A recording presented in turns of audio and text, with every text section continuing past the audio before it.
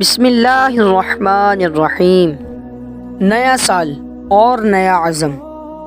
انسان وقت کے ہاتھوں کچھ اس طرح گرفتار ہے کہ معلوم ہی نہیں پڑتا کہ ہر لمحہ کیسے ماضی کا حصہ بنتا جا رہا ہے۔ کتنے سال بیت گئے مگر پھر بھی ایسے ہی معلوم ہوتا ہے کہ ابھی کل کی بات ہے۔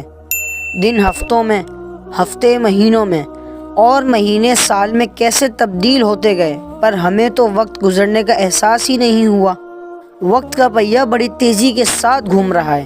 جانے والا سال تو چلا جاتا ہے مگر کچھ یادیں سمٹ کر رخصت ہوتا ہے، اور ہر دوسرا شخص نئے سال کو خوش آمدید کہنے میں اپنے نئے سال کا پہلا روز صرف کر رہا ہوتا ہے۔ اس موقع پر یہ سوال بھی کھڑا ہوتا ہے کہ ہم پچھلے سال سے کیا سیکھے؟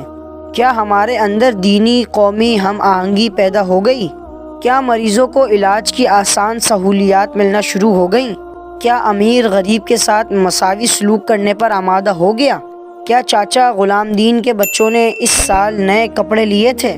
کیا کسی مائی کے گھر میں خوشحالی آ گئی؟ کیا بچوں پر زیادتی کے واقعات رونما ہونا بند ہو گئے؟ کیا ہم نے مہنگائی کنٹرول کر لی ہے؟ کیا ہم نے قتل و غارت پر قابو پا لیا ہے؟ جی نہیں۔ پھر نئے سال کی کیسی خوشی؟ میرے خیال سے ہمیں شرمندہ ہونا چاہیے کہ ہم اپنے دیش اور اس کے شہریوں کے لیے کچھ نہ کر سکیں، نہ وطن کے حالات بدل سکیں اور نہ ہی ہم وطنوں کے۔ ہمیں سوچنا چاہیے کہ کیا یہ ملک شیطان کے پیروکاری کرنے اور ہیپی نیو ایئر منانے کے لیے بنا تھا، یا ایک فلاحی اسلامی ریاست کو عملی شکل دینے کے لیے بنایا گیا تھا؟ نئے سال کی خوشیاں منانے سے قبل ہمیں اپنا احتساب ضرور کرنا چاہیے کہ ہم نے کیا کھویا اور کیا پایا۔ گزشتہ سال کی کارکردگی کا جائزہ لینا اہم اور نہایت ضروری ہے تاکہ ہم سے جو غلطیاں سرزد ہوئیں ہم ان کا سد باب کر سکیں۔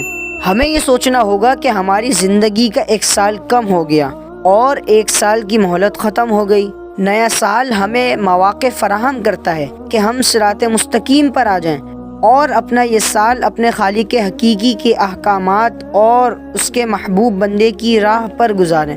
آئیے عزم کریں کہ ہم اپنی دینی اور قومی ذمہ داری کو سمجھیں گے، اچھا مسلمان اور اچھا شہری بننے کی پوری کوشش کریں گے۔ اپنے آپ سے یہ وعدہ کریں کہ ہماری ذات سے کسی کو کوئی ضرر نہیں پہنچے گا، اور ہم اپنے ملک کے حالات بدلنے کے لیے دل و جان سے کوشش کریں گے۔ خدا کرے کہ آنے والا سال پوری بنی نوع انسانی کے لیے امن و سلامتی، بھائی چارے اور باہمی ہم آہنگی کا سبب بنے۔